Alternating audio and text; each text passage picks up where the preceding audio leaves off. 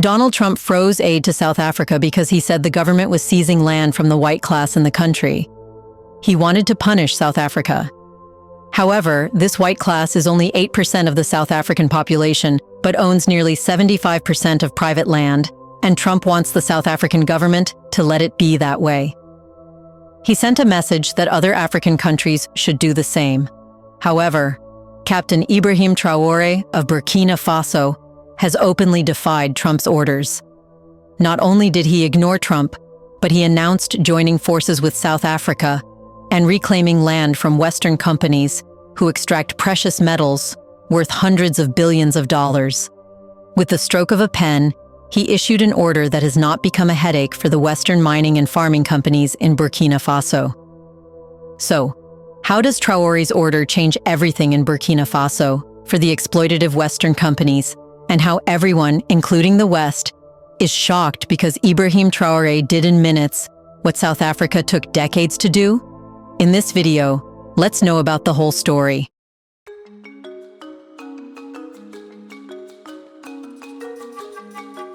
Burkina Faso has just sent a resounding message to the world: African land is not up for sale. In a move that has rattled Western powers, President Ibrahim Traore has officially declared that all land in Burkina Faso now belongs to the state, putting an end to foreign ownership and speculation. This announcement comes just days after Donald Trump cut off U.S. aid to South Africa over its controversial land reform policies, which aim to redistribute land to the black majority. But while Trump's move was meant as a warning to African nations not to challenge Western interests, Traore's response was the exact opposite: a bold escalation that could redefine Africa's approach to land ownership forever. You should know that for decades, Western corporations and foreign investors have treated Africa as a vast, open land bank, buying up millions of hectares for agriculture, mining, and even carbon offset projects. These deals, often disguised as investments, have pushed African farmers off their land, enriched foreign elites, and ensured that the continent remains a supplier of raw materials rather than a global economic powerhouse. But Traore, like his South African counterparts, has decided that enough is enough. Burkina Faso is taking back control of its land, and it will no longer allow foreign corporations to dictate its economic future. Therefore, it's been reported that Burkina Faso's Council of Ministers approved a landmark bill on February 5, 2025, declaring that all land in the country now belongs to the government. This means that private land ownership is effectively abolished, and all land use rights will now be managed through government-issued leases ranging from 18 to 99 years. This radical shift is aimed at solving multiple land-related issues that have plagued Burkina Faso for years. For centuries, land ownership in Burkina Faso was dictated by customary laws, where local chiefs and elders controlled land distribution. This system, while rooted in tradition, lacked proper documentation, leading to endless disputes and conflicts over land ownership. Even worse, it left the door wide open for powerful elites and foreign investors to exploit the system, acquiring large portions of land with little to no accountability. However, now, with the new reforms, the government has centralized land ownership, ensuring that every patch of land is accounted for and used efficiently. Traore's administration insists that this move is not about consolidating power, but rather about bringing stability to Burkina Faso's agricultural and industrial sectors. That's true because by taking control of the land, the government can regulate its use, prevent land grabs, and ensure that all land is used in a way that benefits the Burkinabe people, not foreign investors. One of the most immediate effects of this reform is the complete ban on foreign land ownership. Across Africa, foreign corporations, sovereign wealth funds, and even banks have been acquiring millions of hectares of land under the guise of investment. These deals often result in the mass displacement of local farmers, environmental destruction, and a system where African nations produce food and resources for export while their own people remain in poverty. The issue of land grabbing intensified after the 2007 and 2008 global food crisis, when food prices skyrocketed and Western nations, China, and Middle Eastern Gulf states began scrambling to secure vast stretches of African farmland. Burkina Faso, like many other African nations, saw foreign investors buying up land for industrial agriculture, pushing local communities out of their ancestral lands. In many cases, these foreign corporations were not even using the land productively. Instead, they were holding on to it for speculation. Now, Traore's new policies put an end to this once and for all. Foreign investors can no longer buy land in Burkina Faso. Instead, they can only lease land for a limited period under strict government conditions. These lease agreements will now be periodically reviewed to ensure compliance with national priorities, ensuring that Burkina Faso's land remains under its control. The government has also placed limits on the amount of land any single entity can lease, preventing large-scale monopolization. Interestingly, beyond stopping foreign land grabs, Traore's reforms are also aimed at fixing Burkina Faso's broken agricultural system. Despite having millions of hectares of fertile land, the country still imports large amounts of food from Western nations. This is largely because much of Burkina Faso's agricultural land has been used to grow cash crops for export, such as cotton, rather than staple crops that could feed the local population. Under the new land policy, the government will prioritize large-scale farming projects aimed at boosting food security. Instead of exporting raw materials to Western markets, Burkina Faso will focus on producing food for its own people and its African neighbors, cutting down its dependence on expensive foreign imports.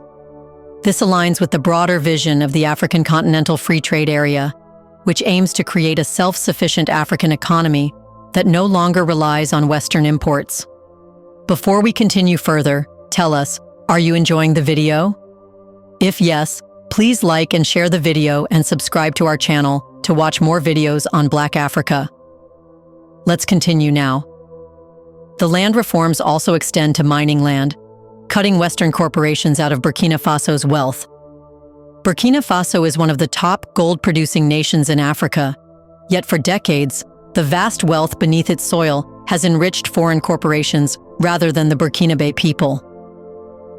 Western multinational mining firms have long operated under exploitative agreements, securing vast tracts of land, extracting gold, uranium, and other valuable minerals, and exporting them with minimal benefit to the country's economy. These corporations purchased land outright, a practice that ensured long-term foreign control over Burkina Faso's resources. With little to no oversight, these companies operated under highly favorable contracts, paying minimal taxes and royalties while reaping billions of dollars in profits annually. The Burkinabe government, bound by these exploitative agreements, had little say in how much wealth actually stayed in the country. The result was that Burkina Faso remained one of the poorest nations in the world, despite sitting on one of Africa's richest gold reserves. The unfairness of this system is evident in how these Western companies structured their deals. Once they purchased the land, they retained permanent ownership, meaning that even as mineral prices soared, Burkina Faso had no mechanism to renegotiate terms. This allowed corporations to extract gold and other minerals for decades without increasing their payments to the government. Some companies even used loopholes to evade taxes entirely, employing shell companies and offshoring profits to avoid paying their fair share. Beyond the economic exploitation, these mining corporations devastated local communities. Many villages were displaced to make way for mining operations with little to no compensation. The environmental damage from these mines has been catastrophic. Rivers were poisoned with cyanide and mercury, farmlands destroyed by waste dumping, and entire ecosystems wiped out. The Western companies extracting Burkina Faso's gold were not required to rehabilitate the land after mining, leaving vast stretches of toxic, barren landscapes once they had taken what they needed. President Ibrahim Traore has decided to put an end to this neo-colonial exploitation. Under his new land policy, foreign mining corporations will no longer be allowed to purchase land outright. Instead, they will be forced to lease land under strict government supervision. This move prevents permanent foreign ownership of Burkina Faso's natural wealth, ensuring that no single foreign entity can control the country's resources indefinitely. Leasing, rather than ownership, gives the Burkinabe government leverage over the mining industry. Instead of companies owning mineral-rich land forever, the state can renegotiate leasing terms periodically, ensuring that the nation benefits as commodity prices fluctuate. This also means that the government can limit environmental damage, placing companies under stricter ecological and labor regulations, something that was previously impossible when companies owned the land outright. Another crucial component of Traore's reform is his new labor policies, which require foreign corporations to hire a minimum percentage of Burkinabe workers. For decades, mining companies operating in Burkina Faso have hired mostly foreign specialists while giving local workers only low-paying menial jobs. Many of these jobs came with harsh working conditions, low wages, and zero benefits, creating a system where Burkinabe citizens were extracting resources that they would never profit from. This is about to change. Under the new policy, any foreign mining company operating in Burkina Faso must employ a significant percentage of local workers, ensuring that Burkinabe citizens are not just used as cheap labor, but actively participate in and benefit from the industry. Moreover, Traore has introduced technology transfer requirements, meaning that foreign companies must train local workers in advanced mining techniques. For decades, mining firms have deliberately withheld technological expertise from local workers, ensuring that Burkina Faso remained dependent on foreign experts. Now, under Traore's leadership, mining companies must invest in training programs, ensuring that Burkinabe workers gain the skills and knowledge needed to eventually run their own mining operations without foreign dependence. By requiring foreign companies to transfer technology and expertise, Traore is laying the groundwork for Burkina Faso to one day operate its own mining sector independently. Instead of being permanently locked into a system where Burkinabe workers are only laborers, Traore's vision ensures that they become engineers, managers, and decision-makers in the industry. All this loosens the control of Western companies in Burkina Faso, setting a new trend that can be adopted throughout Africa. And this becomes a headache for the Western leaders, including Trump, who has billionaires like Elon Musk on his back. These billionaires have interests in Africa, which are directly linked with the Western companies extracting natural resources. That's because these very companies provide raw materials to the manufacturing companies of these billionaires. As a result, the West, and especially Trump, are deeply concerned about Burkina Faso's new land policies. They threaten the entire neo-colonial economic model that has kept Africa impoverished for centuries. If other African nations follow Traore's lead and reclaim their land and resources, Western corporations stand to lose billions of dollars.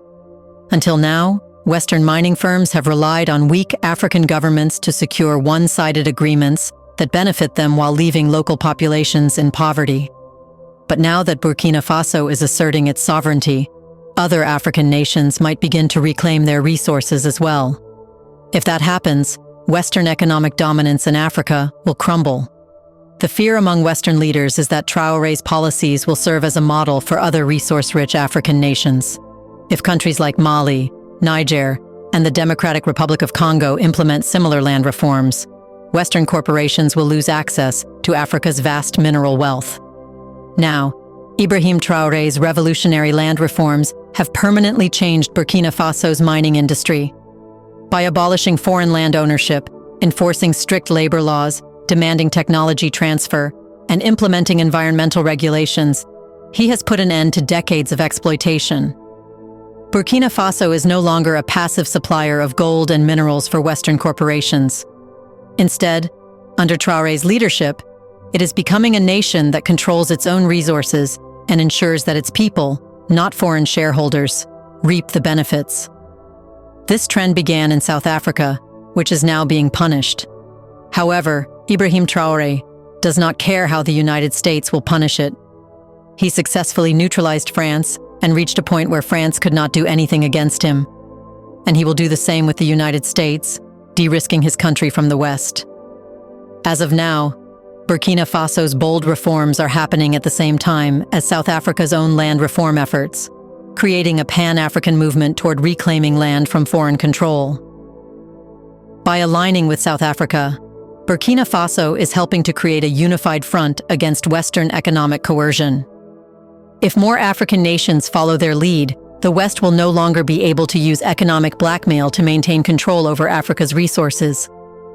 Instead of being dependent on Western aid and investment, African nations will be able to trade with each other and build a truly self-sufficient economy. Now, this is a historic moment. Ibrahim Traore's land reform policies mark a turning point, one that could redefine Africa's economic landscape. For the first time, an African leader has completely removed foreign control over land, ensuring that Burkina Faso's wealth remains in the hands of its people. While Western governments and corporations will resist these changes, Traore's message is clear: Burkina Faso will no longer be exploited. The question now is, will other African nations follow? South Africa has already taken its own steps toward reclaiming land from colonial-era injustices.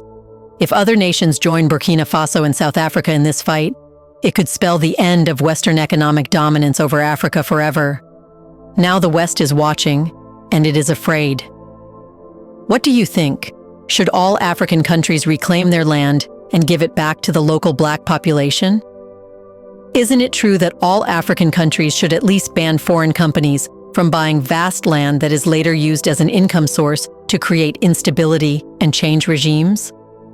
In the comment section right below, share your thoughts on why Trump cannot do something against Ibrahim Traore on land reforms as he did with South Africa.